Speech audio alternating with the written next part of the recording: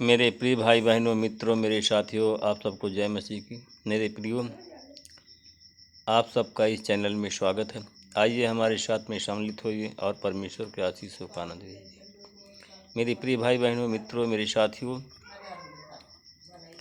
जो लोग पहली बार इस वीडियो को देखने जा रहे हैं, इस वीडियो को देखने से पहले तुरंत इस वीडियो को लाइक करें, सब्सक्राइब करें और शेयर करें।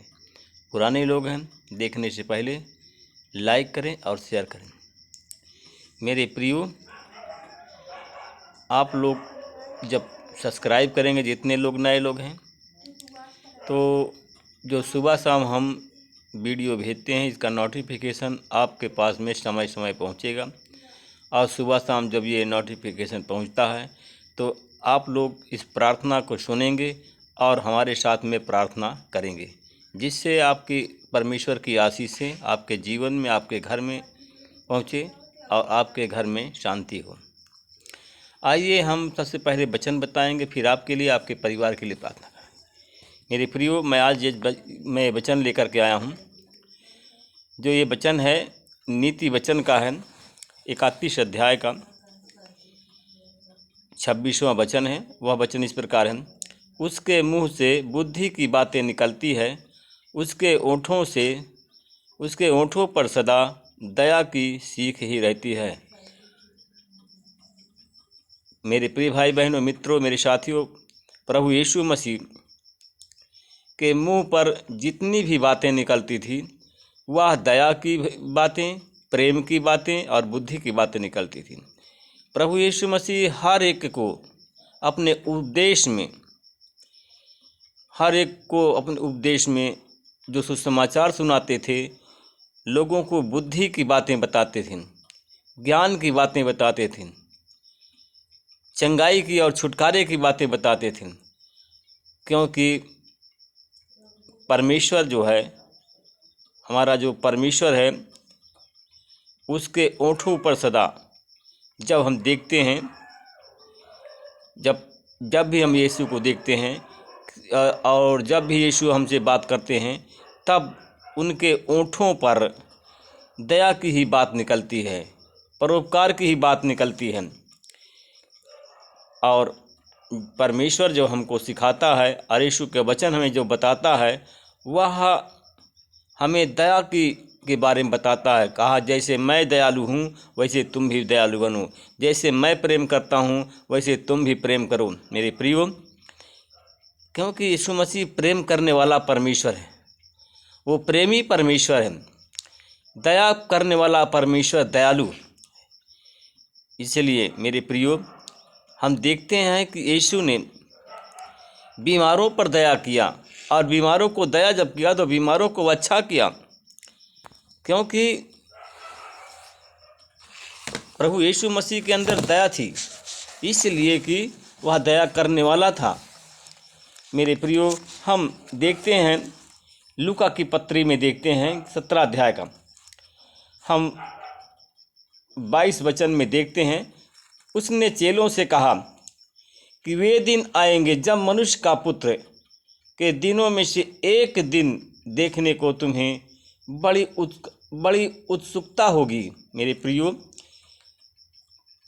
उसने अपने चेलों से कहा कि वह दिन आएंगे जब मनुष्य का पुत्र के दिनों से एक दिन को देखने की तुम्हें बड़ी उत्कृष्टता होगी और तुम उसे नहीं देख पाओगे। आमीन। तुम उसके दिनों को देखने की कोशिश करोगे, उसके बात सुनने की कोशिश करोगे, उसके दया को कोशिश करोगे पाने के लिए, परंतु वह दिन तुम नहीं देख पाओगे। क्योंकि अगर आप दया करने वाले हैं, आप प्रेम करने वाले हैं, जैसा यीशु है वैसा आप भी हैं, तो आप देख सकते हैं, अन्यथा उसके दया के दिन को नहीं देख पाएंगे। मेरे प्रियो भाई और बहनों, वे तुमसे कहेंगे कि वहाँ देखो, यहाँ देखो, तुम चले मत जाना और उनके पीछे न भागना। मेरे प्रियो, हम देखते हैं कि बहुत से लोग हैं, प्रभु यीशु मसीह के प्रचारक हैं, वो कहते हैं कि यहाँ भलाई नहीं है, चलो वहाँ भलाई नहीं है, चलो यहाँ चंगाई है, इस कलीसिया में चलें, उस कलीसिया में चलें। क्योंकि मेरे प्रिय भाई बहनों मित्रों, हम सब जब देखते हैं क्योंकि वह तुमसे कहेंगे कहा कि यहाँ देखो वहाँ देखो, तुम मेरे प्रियो वहाँ चले मत जाना, क्योंकि वो लोग भरमाने वाले लोग हैं। लूका की किताब 17 अध्याय का 22 वचन से हम 24 तक हम देखते हैं, यही लिखा है, हमको चेतावनी देता है परमेश्वर, और हमको कहा कि जागते रहो, प्रार्थना करते रहो कि परीक्षा में ना पड़ो। और जैसे उसने बताया है कि तुमसे कहेंगे कि यहाँ देखो वहाँ देखो, यहाँ चलो वहाँ चलो, परंतु परमेश्वर का वचन कहता है कि तुम चले मत जाना और ना उनके पीछे भागना। क्योंकि जिस प्रकार बिजली चमक कर आकाश के एक छोर से दूसरे छोर तक कौंधती है, मेरे प्रियो आप लोग देखिए, जिस प्रकार बिजली चमक कर आकाश के एक छोर से दूसरे छोर तक कौंधती हुई चली जाती है, आप लोग जानते हैं ना। और उसी प्रकार मनुष्य का पुत्र भी अपने दिन में दिखाई देगा। मनुष्य का पुत्र कभी पहले नहीं दिखाई देगा, जब मनुष्य का अपना दिन आएगा तो अपने दिन में दिखाई देगा। मेरे प्रियो, मेरे भाई बहनों, अपने दिन में दिखाई देगा, परंतु पहले यह आवश्यक है कि वह बहुत दुख उठाए और पीढ़ी के लोगों के द्वारा त्यागा जाए। मेरे प्रियो, लिखा है कि दुख उठाएगा, परंतु यीशु ने दुख उठाया और कहा कि वह त्यागा जाएगा, वह त्यागा गया। मेरे प्रिय भाई बहनों मित्रों, मेरे साथियों, वह त्यागा गया और वह दुख उठाया।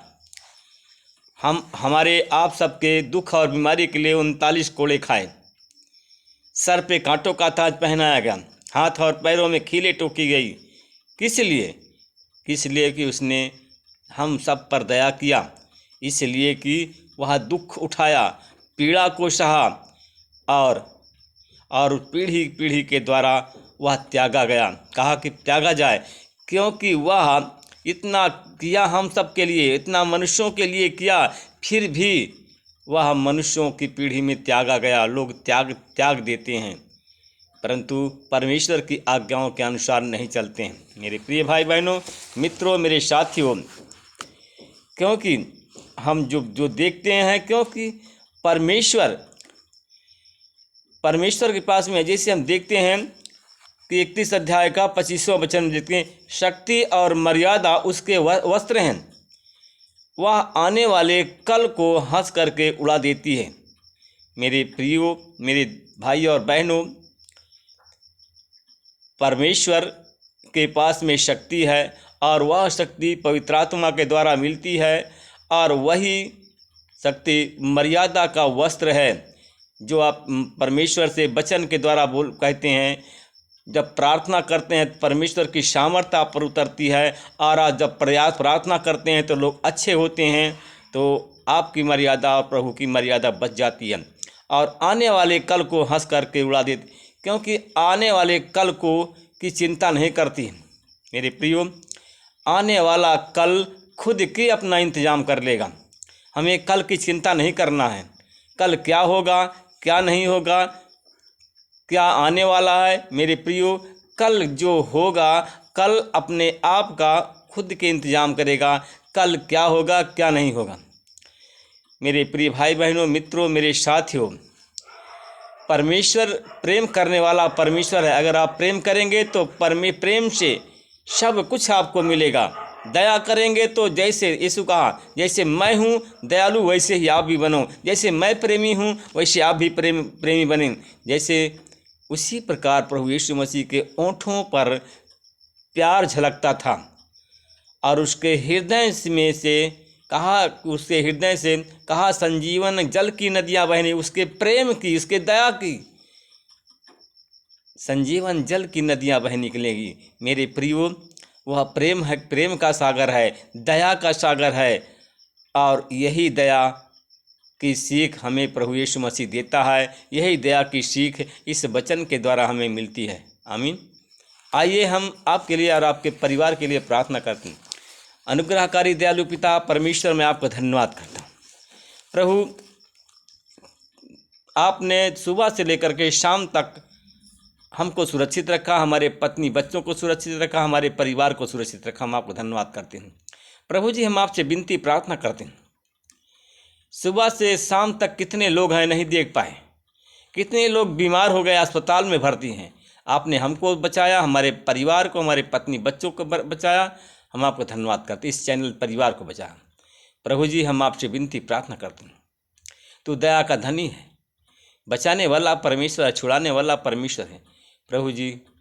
कितने लोग अस्पताल में भर्ती हैं, कितने लोग आईसीयू में भर्ती हैं प्रभु यीशु मसीह, उन सब की तू सुरक्षा करता है, उन सब को बचाता है परमेश्वर पिता। परमेश्वर पिता, मैं आपसे विनती प्रार्थना करता हूँ कि कितने लोग हैं जो आज बीमार हैं, बुखार से बीमार है, खांसी से बीमार हैं।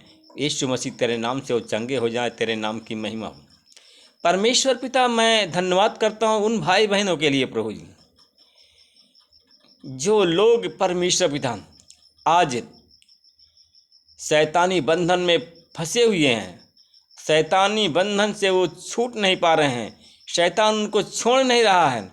यीशु मसीह आपकी आशीष बोलता हूँ, और यीशु मसीह तेरे नाम से शैतानी बंधन से उन भाई बहनों को छुड़ाता हूँ, और यीशु मसीह तेरे नाम से इसी समय वो लोग चंगे हो जाएं।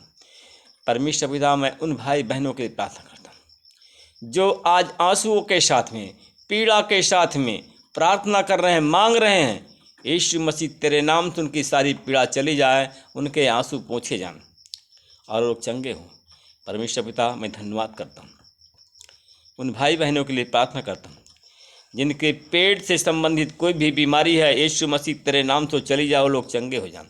मैं उन भाई बहनों के लिए प्रार्थना करता हूँ परमेश्वर पिता। परमेश्वर पिता, कुछ भाई हमारे हैं जिनके सीने में इन्फेक्शन है, यीशु मसीह तेरे नाम से उनकी बीमारी चली जाओ, चंगे हो जाएं। परमेश्वर पिता, मैं धन्यवाद करता हूँ इस समय परमेश्वर पिता, हमारे 2 भाई हैं और एक बहन है जो कि इस समय बीमार हैं, सीने में दर्द है, करा रहे हैं, उनकी नींद नहीं आ रही है परमेश्वर पिता, और रात को भी नींद नहीं आती है और न दिन में सो पाती हैं। आपने उन भाई बहनों को चुन लिया है और उनको, उनकी प्रार्थना को सुन करके, उनके दुखों को सुन करके उन्हें चुन लिया, और यीशु मसीह तेरे नाम उसी घड़ी को चंगे होने जा रहे हैं। आपने उसके चुन लिया है और उसे चंगा करने जा रहा है। मैं आपको धन्यवाद करता हूँ प्रभु जी। मैं आपसे विनती प्रार्थना करता हूँ, उन भाई बहनों के लिए प्रार्थना करता हूँ जो लोग इस समय कमज़ोर हैं, बीमार हैं, चल फिर नहीं पा रहे हैं। परमेश्वर पिता, इस वचन के द्वारा मैं परमेश्वर पिता पे प्रार्थना करता हूँ उनके लिए। कहा, कमर कस और परिश्रम के लिए तैयार रहा, और वह काम करने के लिए अपने हाथों को मजबूत रख। मेरे प्रिय भाई बहनों, अगर आप परेशान हैं, गरीबी से, कमजोरी से परेशान हैं, तो यीशु मसीह के नाम से अपनी कमर को कस करके परिश्रम के लिए तैयार हो जाओ, और बीमारी से, कमजोरी से, गरीबी से आज यीशु मसीह छुटकारा देंगे। परमेश्वर पिता, मैं धन्यवाद करता हूँ, उन भाई बहनों के लिए प्रार्थना करता हूँ परमेश्वर पिता।